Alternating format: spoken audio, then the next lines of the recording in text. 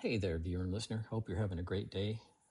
Some of you have asked if I use AI for my narration, and I definitely do. Not because I want to, it's just because I don't like the way that my voice sounds recorded.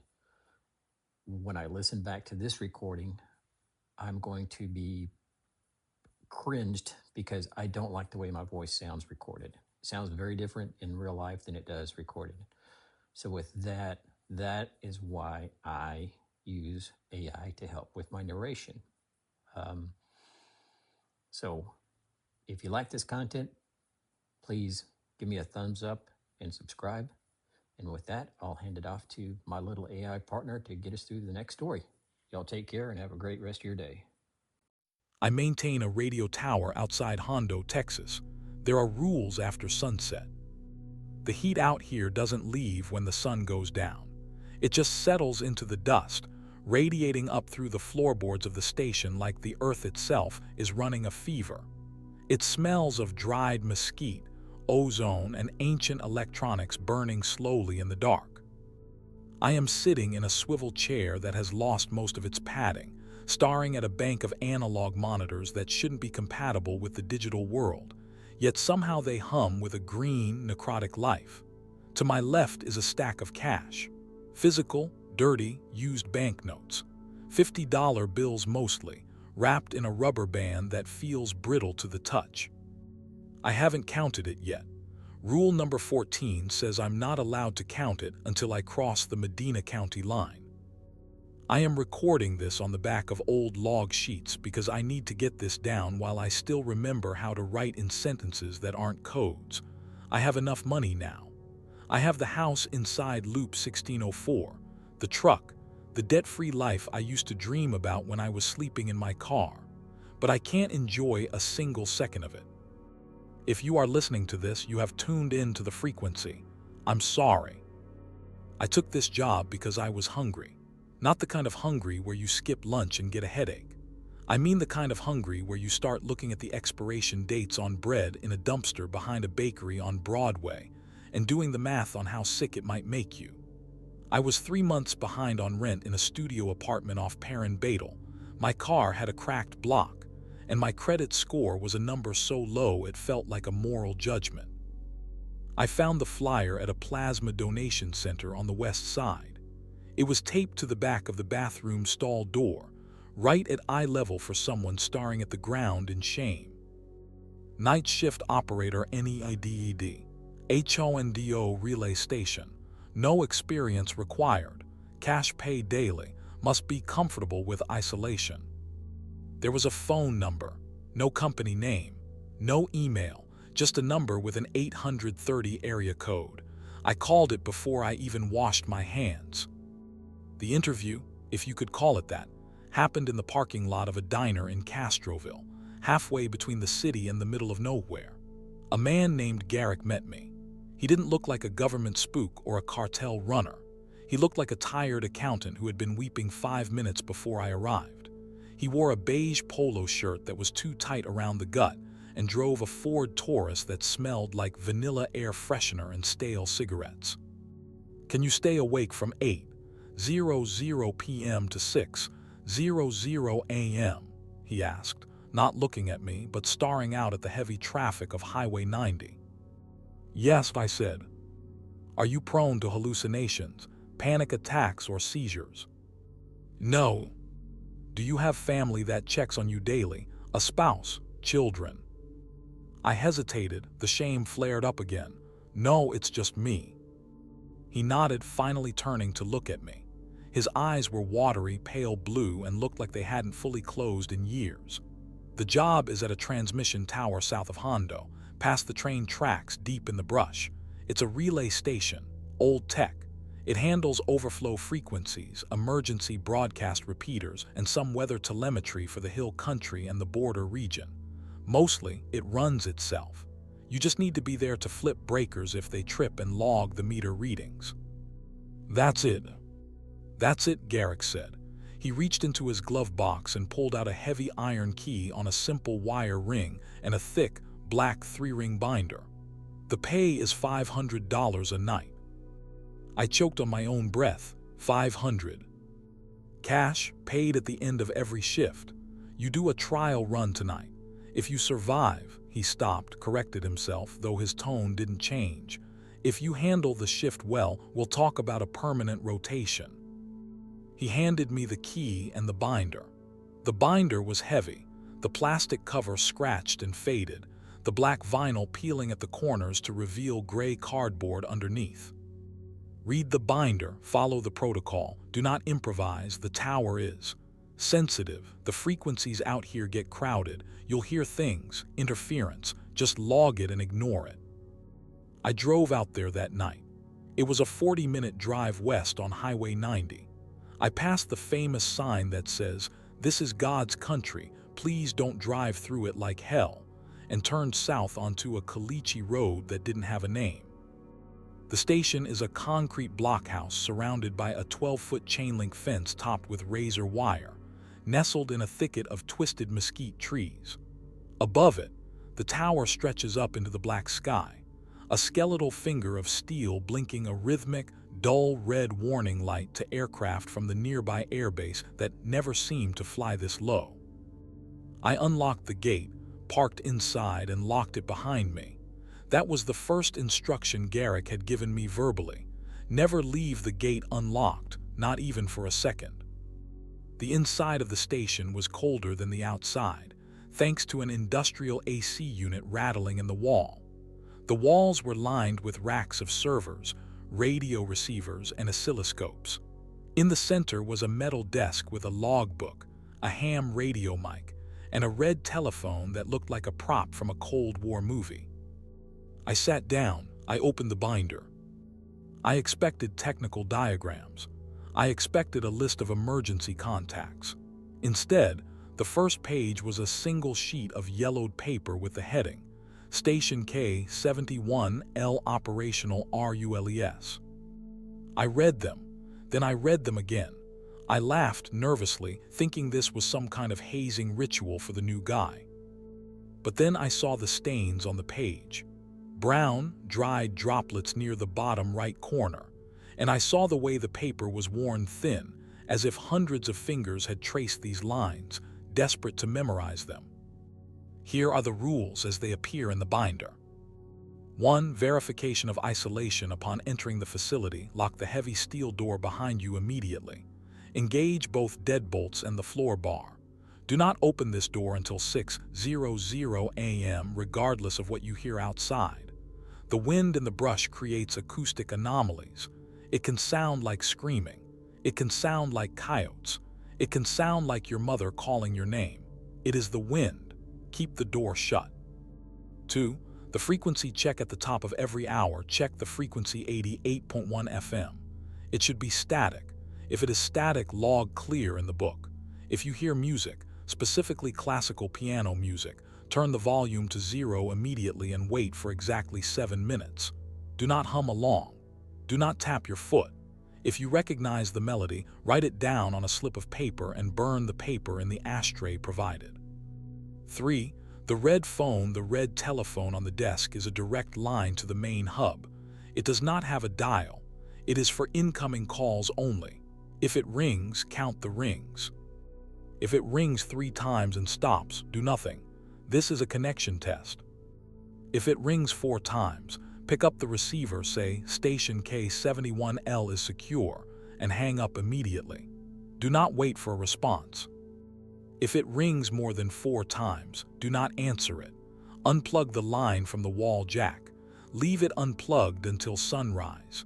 If you answer it after the 4th ring, the voice on the other end will ask you for permission to enter. You must not speak to it. 4.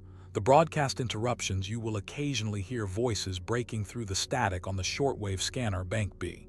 They may sound like number stations. This is normal.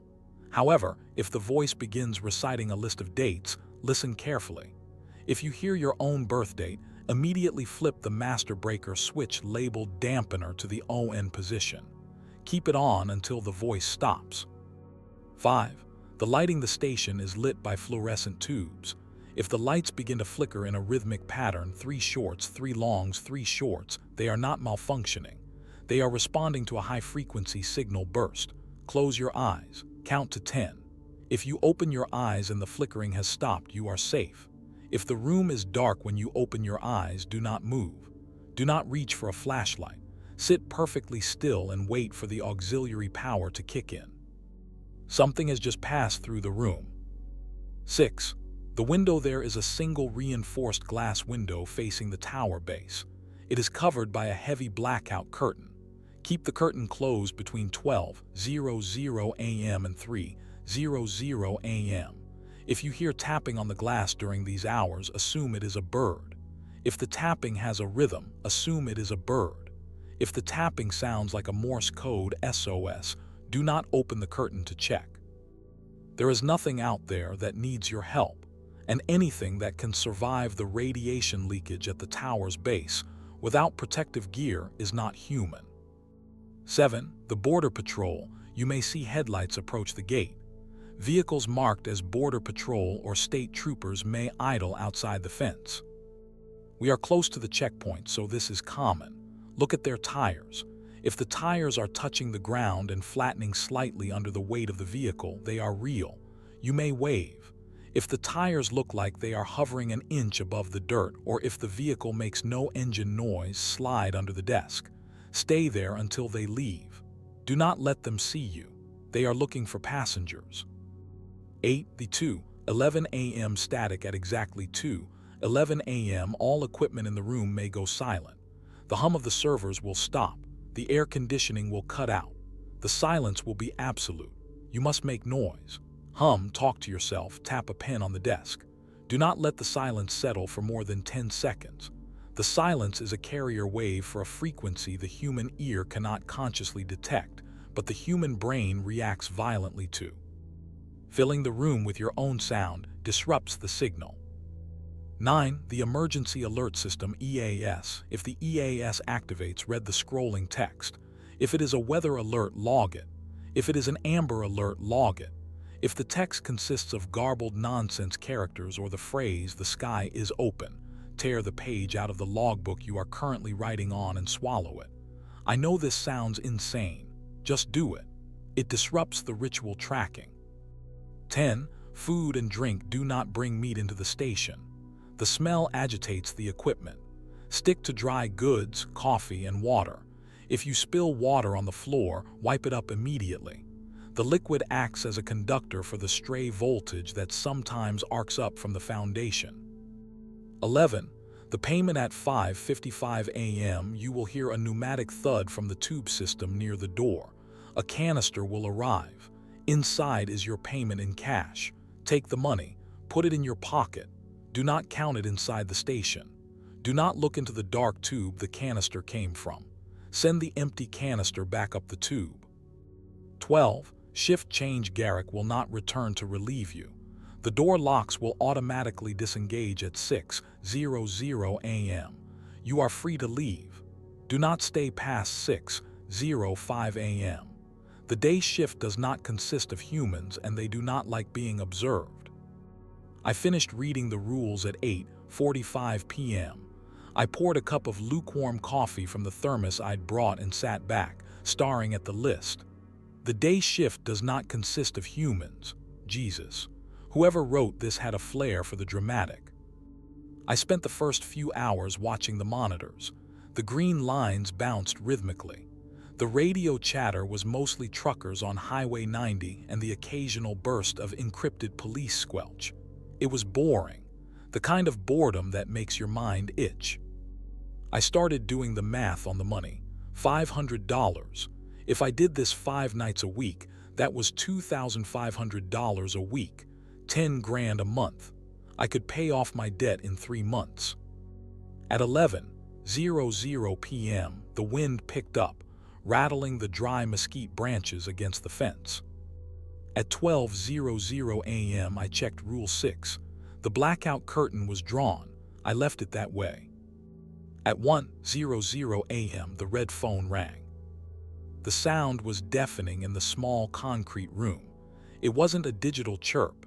It was a physical metal bell being struck by a hammer. Ring. I froze. My heart hammered against my ribs. I stared at the phone. Ring. 2. Ring. 3. I held my breath, silence. It didn't ring a fourth time. I let out a breath I didn't know I was holding. Connection test, I whispered to the empty room. Just a connection test. But then the light on the phone didn't go out. The line was still open. I hadn't picked it up, but I could hear a sound coming from the receiver sitting in the cradle. It was a wet, squelching sound, like someone chewing with their mouth open, amplified through a speaker. I remembered the rule. If it rings 3 times and stops, do nothing. I sat on my hands to keep them from trembling. The sound from the phone continued for a full minute, then clicked off. I survived until 2:00 a.m. without incident. Then 2:11 a.m. hit. I was watching the clock on the wall, waiting for it. I wanted to prove the rules wrong. I wanted the AC to keep humming. At 2:10:59, the AC unit clunked and died. The server fan spun down. The green lights on the monitors didn't go out, but they froze. The silence hit me like a physical blow. It was heavy. It pressed against my eardrums. I remembered Rule 8, make noise. Row, row, row your boat, I croaked. My voice sounded thin and terrified. Gently down the stream. I slammed my hand on the desk. Thump, thump. Merrily, merrily, merrily, merrily. I kept singing. I felt ridiculous. But as I sang, I felt a pressure in the back of my nose, a headache beginning to bloom behind my eyes. It felt like static electricity building up inside my skull. Life is but a dream. At 2:12 a.m., the AC roared back to life. The server's word. The pressure in my head vanished instantly. I was shaking. This wasn't a prank. The timing was too perfect. The equipment failure was too synchronized. The rest of the night was a blur of paranoia. Every creak of the building sounded like footsteps. Every burst of static sounded like a voice. At 3:30 a.m., I heard the tapping on the window. Tap, tap, tap, tap. Rhythmic, deliberate. I stared at the black curtain. The hair on my arm stood up. Tap, tap, tap, tap. It was gentle, polite even, like someone asking to be let in. Go away, I whispered. Tap, tap, tap, tap.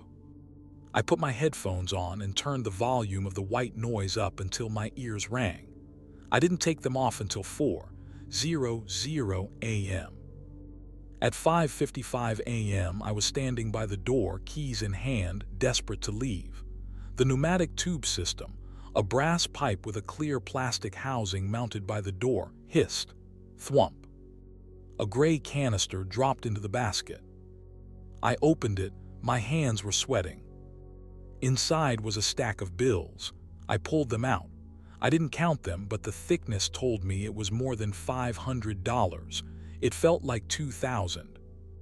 I shoved the cash into my pocket, shoved the canister back up the tube, and waited for the clock to hit 6:00 a.m. When the lock clicked, I bolted. I didn't look back at the tower. I didn't look at the scrub brush. I drove. I stopped at the Valero in Hondo to get gas. I pulled the cash out. $2,000, 4 times what Garrick had promised. There was a note wrapped around the bills, a small strip of paper with typed text. Hazard pay included, performance adequate, permanent position available, return to night 4 contract.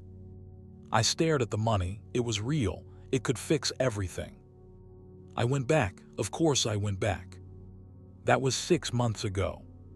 The job changed after that first week. Garrick met me again. He offered me a permanent contract. $1,500 a night, he said. Tax-free, cash only, no paperwork, no insurance. You handle the tower, we handle you. Why, I asked him, why so much? Because the turnover rate is problematic, he said, and because the rules get harder. He wasn't lying. I bought a house in San Antonio. I paid cash. The realtor looked at me like I was a drug dealer, but she took the money. I bought a truck, a 2025 Silverado, fully loaded. I filled the bed with sandbags just to make it feel like it was holding onto the road when the wind hits it on Highway 90. The commute is easy, 40 minutes out, 40 minutes back. I listen to podcasts on the way there. I listen to silence on the way back. I have everything I ever wanted, and I can't enjoy a single second of it. I sleep during the day now, I have to. The sunlight hurts my eyes, it feels too sharp, too abrasive. I put aluminum foil over the windows of my new house, layered behind blackout curtains. My neighbors think I'm cooking meth. I wish I was. Meth addiction would be easier to explain than the truth, that I am addicted to the frequencies. The hunger for the money isn't just about paying bills anymore. It's physical. If I go more than 2 days without holding a fresh stack of those contaminated bills, I get the shakes. My teeth itch. I start hearing the static even when I'm driving past SeaWorld on the highway. Tonight is Tuesday. Tuesdays are bad. The atmospheric pressure drops on Tuesdays and the signals get louder. I arrived at the gate at 7:45 p.m. The sun was setting over the brush, casting long, bruised shadows across the caliche.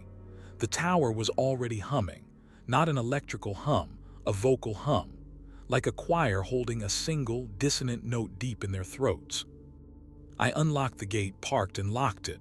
Rule number 1, always lock the gate. I entered the blockhouse. The air inside was stale, recycled 1,000 times. I sat in the chair.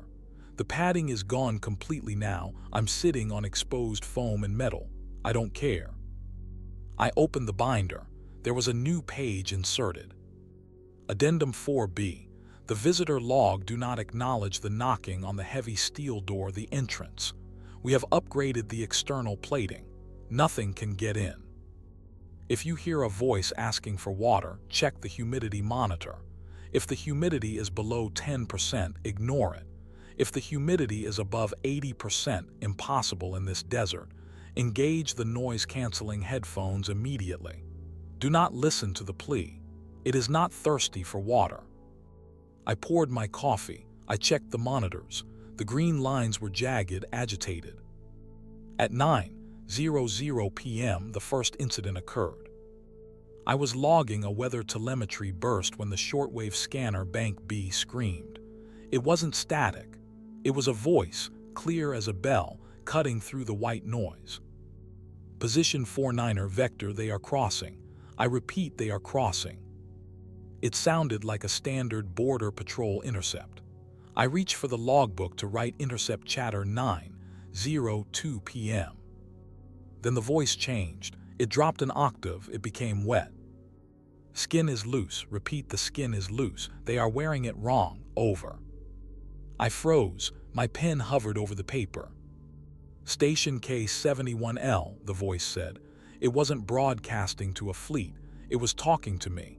Do not look at the monitors. I instinctively looked at the monitors. On screen 3, the external camera feed showed the perimeter fence. There was a vehicle there, an SUV, painted white and green, Border Patrol. But the lights were off, the engine was off, and the tires were hovering 3 inches above the dirt. Rule 7, the Border Patrol.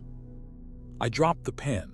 I slid out of the chair and scrambled under the metal desk, pulling my knees to my chest. I held my breath. The dust under the desk smelled like dead insects. I watched the wheels of the desk chair. I watched the cables dangling from the servers. Outside, I heard the heavy thrum-thrum-thrum of an engine that wasn't combustion-based. It vibrated the concrete floor against my spine. Then footsteps, heavy boots on the gravel, crunch, crunch, crunch. They stopped right outside the steel door. "We know you're in there, Jack," a voice called out. It sounded like a recording of a human voice spliced together from different sentences. The pitch varied wildly between words. "We just want to check your I-9 forms." I bit my lips so hard I tasted copper. "Open the door, citizen." I squeezed my eyes shut. I recited the rules in my head. Lock the heavy steel door. Do not open until 6:00 a.m. The handle of the door rattled. It was a violent, metallic clanking, then a slam against the steel that shook the dust from the ceiling tiles. Bang. Open. Bang. T-H-E. Bang. Skin. I whimpered. It was a tiny sound, but in the silence of the room it was loud. The banging stopped instantly. Silence stretched for 10 seconds, 20. Then a soft, sliding sound against the bottom of the door, like someone pushing a piece of paper through the gap. But the door is weather-sealed, nothing fits through there. I waited. At 9:15 p.m., I heard the thrum-thrum-thrum fade away. I stayed under the desk for another hour. When I finally crawled out, my legs were numb. I checked screen 3. The driveway was empty. I looked at the door. There was nothing on the floor, but the bottom of the steel door on the inside was wet. A thick, black viscous fluid was oozing through the solid metal, forming a puddle on the concrete. It smelled like sulfur and rotting orchids. I grabbed the roll of paper towels I keep for spills, Rule 10, and wiped it up, throwing the towels into the incinerator chute. My hands were shaking so bad I almost dropped the roll. The rest of the night was a blur of minor infractions. At 11:00 p.m. the lights flickered. 3 shorts, 3 longs, 3 shorts. Rule 5. I closed my eyes. I counted to 10. 1, 2, 3. I felt a cold breath on my neck, right behind my ear. The room is 68 degrees, regulated by the AC. This breath was freezing. It smelled of ozone. 8, 9, 10. I opened my eyes. The lights were steady. The room was empty, but on the reflective glass of the monitor in front of me there was a smudge, a fingerprint, on the inside of the screen. I tried to wipe it off. It wouldn't budge. At 2:00 a.m. the boredom set in again, the dangerous kind. The adrenaline crash. This is when the mind starts to wander, and the tower likes a wandering mind. It's easier to grab. I started thinking about the money again. I thought about the safe in my house. I thought about the way the bills feel, warm, almost like skin. I remembered the finger in the tube from last week. I had tried to quit then, but they sent me my own class ring on a severed finger to remind me who I worked for. Suddenly, the frequency on the main radio shifted. It didn't go to static, it went to silence. Then piano music. Rule 2. I checked the clock, 2:03 a.m.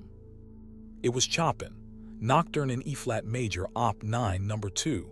My mother used to play this. Panic spiked in my chest. Turned the volume to 0 immediately. I reached for the dial, but my hand stopped. The music, it was beautiful. It wasn't just audio, it was memory. As the notes played, I could smell my mother's perfume. I could see the sunlight hitting the dust motes in our old living room. I could feel the scratchy wool of the rug under my knees. Wait exactly 7 minutes. But I didn't want to wait. I wanted to listen. It felt like forgiveness. It felt like the static was being washed away. Just a minute, I whispered. Just 1 minute. I let the music play. My foot started tapping. Rule 2 violation. Do not tap your foot. I didn't realize I was doing it until I looked down. My boot was keeping perfect time. Tap, tap, tap. And with every tap, the shadows in the corners of the room grew longer. They weren't just shadows anymore. They were stretching out, detaching from the walls. The music swelled. The piano sounded like it was being played by 20 hands. Suddenly, the red phone rang.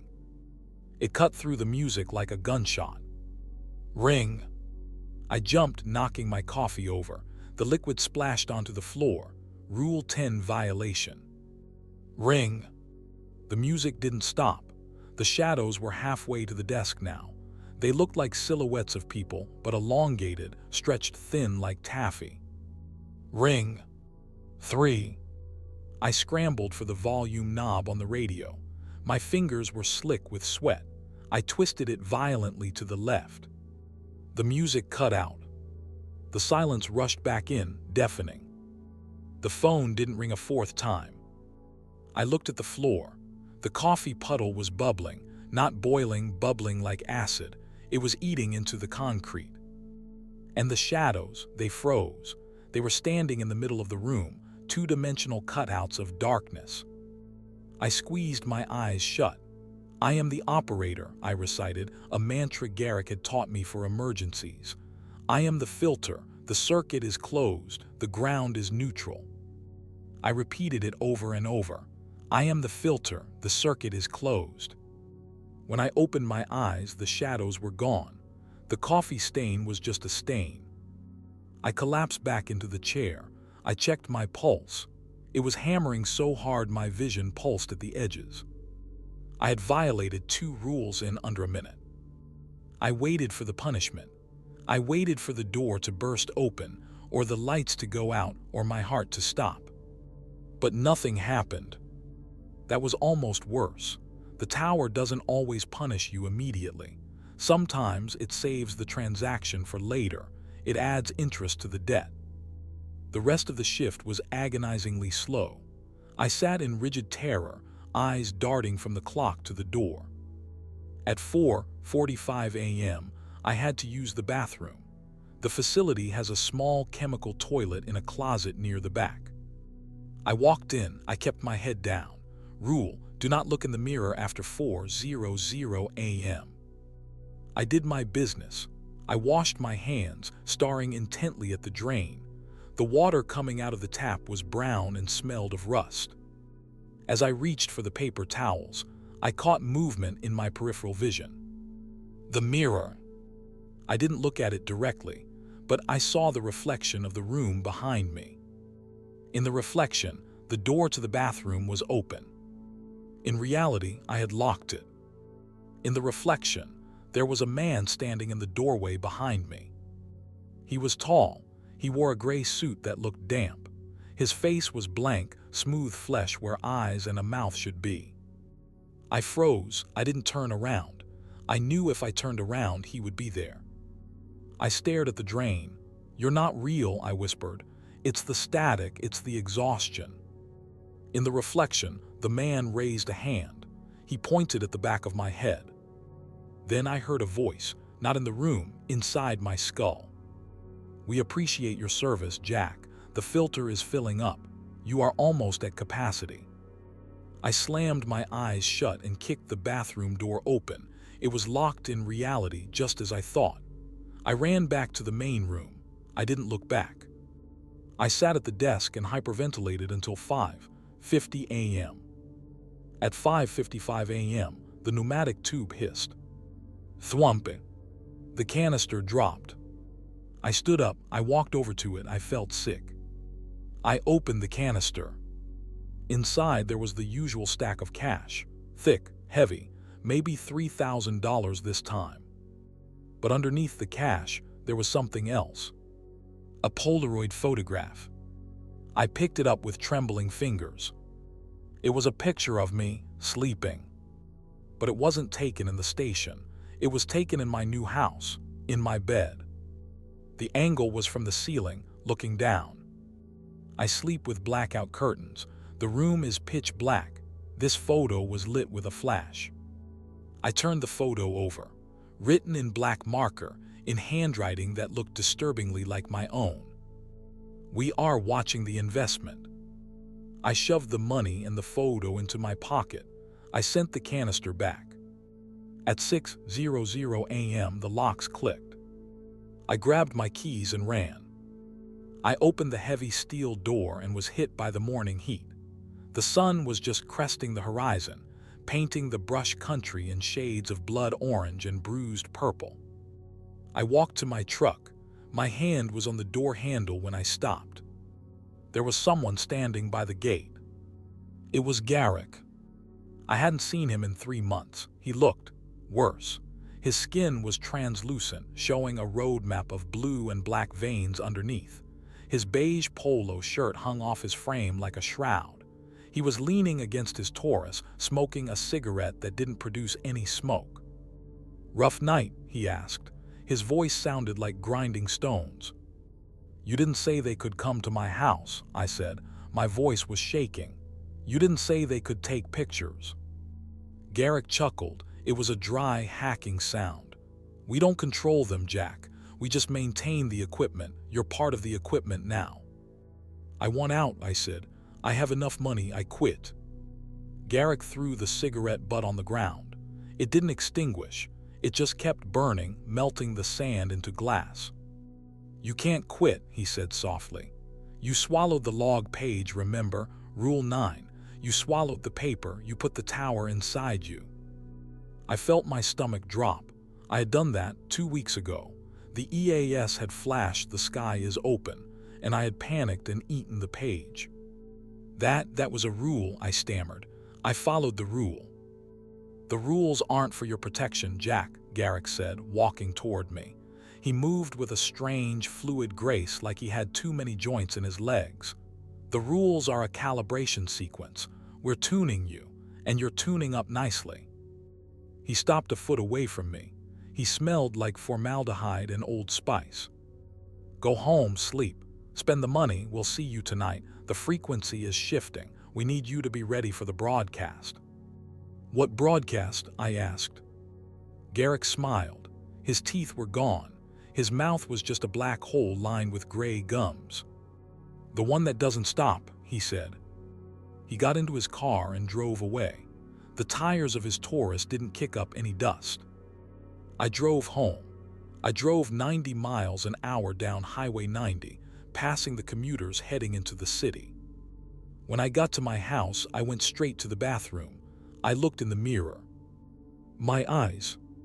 My pupils weren't round anymore. They were square, tiny, pixelated squares of black. And my skin, it was humming.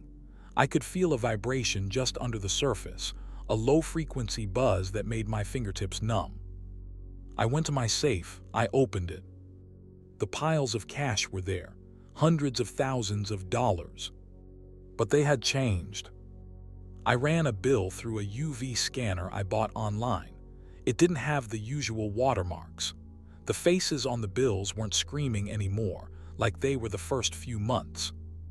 They were looking at me, they were smiling. And they all had my face. I closed the safe, I locked it.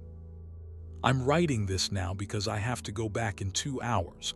I can't not go. If I don't go, the pressure in my head builds until I think my skull will crack. The tower calls me. It's like a hook in my gut reeling me in. I know what happens next. I figured out the last rule, the one they don't write down. Rule 17. The operator is the replacement part. Garrick isn't the manager. He's the previous operator. He's fatting because he's empty. He's been drained dry. And I'm the new battery. If you're listening to this, stay away from the radio static. And for the love of God, if you find a flyer offering cash for a night shift, don't call the number. Wait. I hear it. I'm in my house 40 miles from the tower, but I hear it. Tab, tab, tab, tab. It's coming from my bedroom window. The sun is up. It's 2:00 p.m. It shouldn't be happening during the day. Tab, tab, tab, tab. Let me in, Jack, the voice says. It's my voice again. I have your overtime pay. I have to go to the tower. It's safer there. The rules protect me there. Out here, there are no rules. I'm taking the gun this time, not for them. For me. If the pupils turn red, if the static gets too loud, I'm going to make sure the circuit is broken. There is one final thing you need to know. Rule 18. The broadcast is contagious. If you are reading this, or listening to this, you have now tuned in to the frequency of station K71L. You are part of the circuit now. Do me a favor, check your wallet, look at the cash. Do the presidents look happy? Wait, the phone is ringing. My cell phone. It doesn't have a signal out here. Ring. 1. Ring. 2. Ring. 3. Ring. 4. Don't answer it, Jack. Don't answer it. My hand is moving. I can't stop it. Hello. Station K71L is secure, I say. Good, the voice says. Open the door, we're here.